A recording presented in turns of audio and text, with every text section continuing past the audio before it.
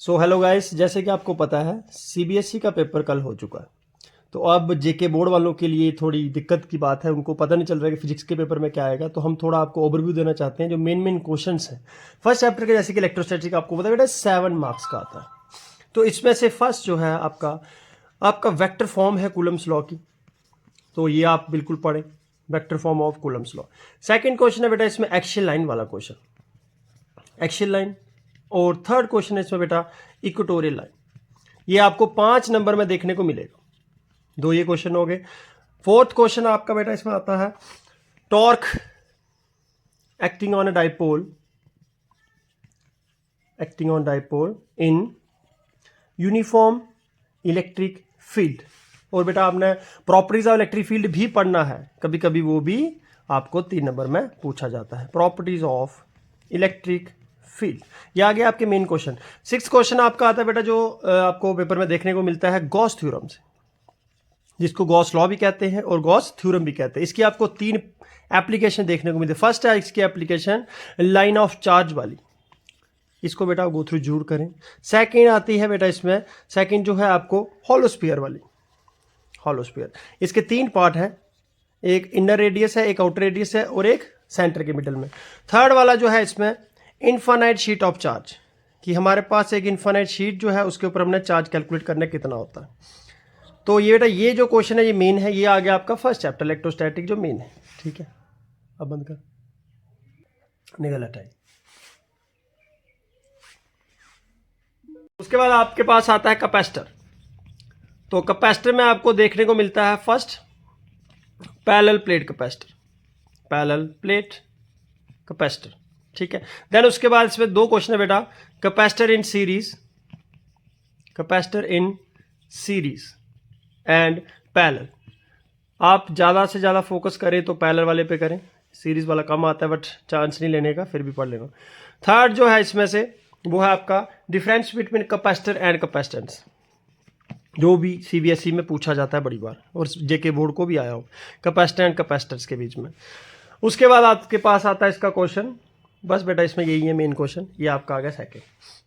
और अब ये आपका चैप्टर खत्म होता हुआ, इलेक्ट्रोस्टैटिक और कैपेसिटर पूरा एक ही चैप्टर, बट हमारे एनसीईआरटी में इनको 2 चैप्टर किया गया, तो इसीलिए आप ये क्वेश्चन पूरे पढ़ के जाए, 7 मार्क्स आपके यहीं से बने, गारंटी मेरी, इसमें से बाहर कोई भी क्वेश्चन नहीं आए, ना कि देखने को मिला आज तक। देन उसके बाद आता है सेकंड आपका करंट इलेक्ट्रिसिटी। करंट इलेक्ट्रिसिटी में बेटा आपको सारा पता है। फर्स्ट क्वेश्चन है relation between current and drift velocity, जो कि बहुत ज़्यादा इंपॉर्टेंट क्वेश्चन हर साल देखने को मिलता है, करंट एंड ड्रिफ्ट वेलोसिटी। ये वो क्वेश्चन है जो आपको 5 नंबर में देखने को मिलेंगे। सेकंड क्वेश्चन आता है बेटा इसमें किरचॉफ्स लॉ, किरचॉफ्स के 2 लॉ हैं, किरचॉफ्स करंट लॉ और एक है किरचॉफ्स वोल्टेज लॉ, दोनों आप पढ़ोगे। थर्ड क्वेश्चन है आपके बेटा Wheatstone bridge principle, Wheatstone bridge principle, ये मेन क्वेश्चन है इस चैप्टर के। देन उसके बाद आपके पास आता है क्वेश्चन नंबर 4, व्हीटस्टोन के बाद आता है cells in series, cells in series and parallel. Then last जो है क्वेश्चन वो है आपके पास difference between EMF and potential difference. बेटा ये क्वेश्चन है इस चैप्टर में, इससे बाहर कुछ भी नहीं आने वाला। ठीक है, 2 चैप्टर हो गए आपके और ये 5 नंबर का चैप्टर आता है। ठीक है गाइस, अब थर्ड चैप्टर की बात करते हैं, बंद कर इसको। सो चैप्टर नंबर 3 जो है वो है आपके पास magnetic effect of current.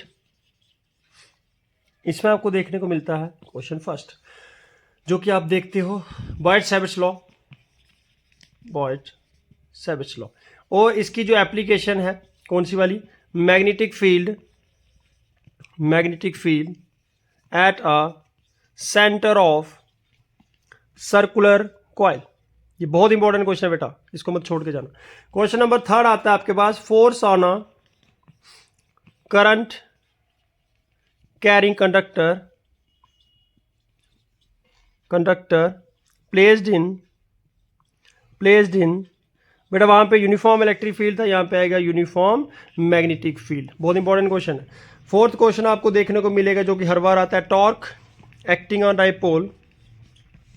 On dipole इन कौन सा वाला, यूनिफॉर्म मैग्नेटिक फील्ड। ये बहुत इंपॉर्टेंट क्वेश्चन है।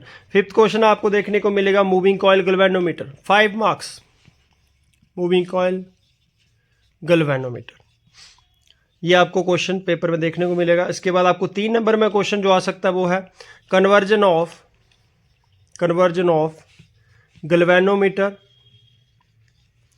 Galvanometer into volt meter.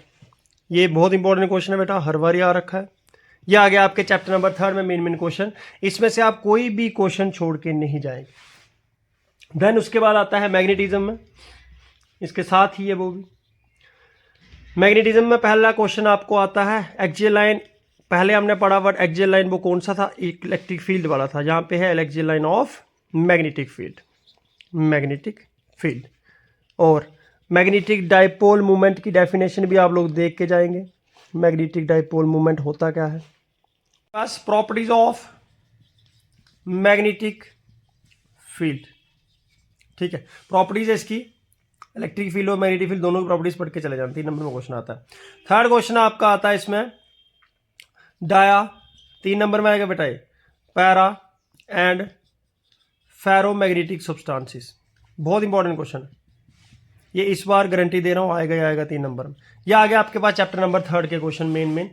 आप एक बार इन सारे क्वेश्चंस को पढ़ के जाइए, इसमें से बाहर कुछ भी नहीं आने वाला, गारंटी मेरी। Magnetic effect of current and magnetism, full chapter का नाम। चैप्टर नंबर 4 की बात करते हैं। ये 3 चैप्टर हो गया आपके पास, करें शुरू। चैप्टर नंबर 4 आता है आपके पास electromagnetic induction and alternating current, AC. इसमें आपका फर्स्ट क्वेश्चन आता है जो कि आपको देखने को मिलता है। वो कौन सा क्वेश्चन है आपका? वो है आपके पास फैराडेज लॉ। फैराडेज के 2 लॉ हैं बेटा। उसके बाद आपको देखने को मिलेगा लेंज लॉ, बहुत important question. Question number 3 solenoid. Question number 4 mutual inductance. ये बेटा प्राइमरी और सेकेंडरी कॉइल के बेस पे क्वेश्चन है, इसको पढ़ के चले जाना। 5th क्वेश्चन आपको देखने को मिलेगा, फैराडेज लॉ हो गया। हाँ, ट्रांसफार्मर, जो कि 5 नंबर में आपको देखने को मिलेगा। ट्रांसफार्मर ये आ गया आपके इस वाले इलेक्ट्रोमैग्नेटिक इंडक्शन के। अब एसी करंट में से जो पूछा जाता है वो है आपके पास RMS value of alternating current. बहुत इंपॉर्टेंट क्वेश्चन है। क्वेश्चन नंबर 2 इसमें से पूछा जाता है। आरएमएस वैल्यू हो गया। आपको देखने को मिलेगा इसमें एलसीआर सर्किट, जहां उसमें से आपको आएगा एलसीआर ऑसिलेशन। ये एक ही क्वेश्चन है बेटा, दोनों के दोनों, तो आपको देखने को मिलेगा और में आ सकता है। क्वेश्चन नंबर 3 आपको देखने को मिलेगा difference between self inductance and mutual inductance. इस चैप्टर में बेटा आपको यही क्वेश्चन देखने को मिलेंगे और ये गारंटी मेरी, इससे बाहर कुछ भी नहीं आएगी। मेन क्वेश्चन है इस चैप्टर के Faraday's law, Lenz law, solenoid, mutual inductance, transformer, RMS value. बेटा इस क्वेश्चन में जो मेन पूछा जाता है वो पूछा जाता है आपको step down and step up transformer क्या होता है, तो उसको पक्का पढ़ के जाए। स्टेप अप में क्या होता है? वोल्टेज इंक्रीज, और स्टेप डाउन में क्या होता है? Voltage decrease. तो ध्यान से पढ़ें इसको, स्टेप अप और स्टेप डाउन ट्रांसफार्मर के बारे में। बाकी ये क्वेश्चन आप गो थ्रू जरूर करें। चैप्टर नंबर 5 की बात करते हैं, इलेक्ट्रोमैग्नेटिक वेव्स। चैप्टर नंबर 5 है बेटा आपके पास इलेक्ट्रोमैग्नेटिक वेव्स। तो इसमें आपका फर्स्ट क्वेश्चन जो आता है वो आपको देखने को मिलेगा रेडियो वेव्स क्या होते हैं, इसके यूजेस पढ़ के जाना आप लोगों ने। Question number 2 UV rays, ultraviolet rays. 3rd जो है आपके पास माइक्रोवेव।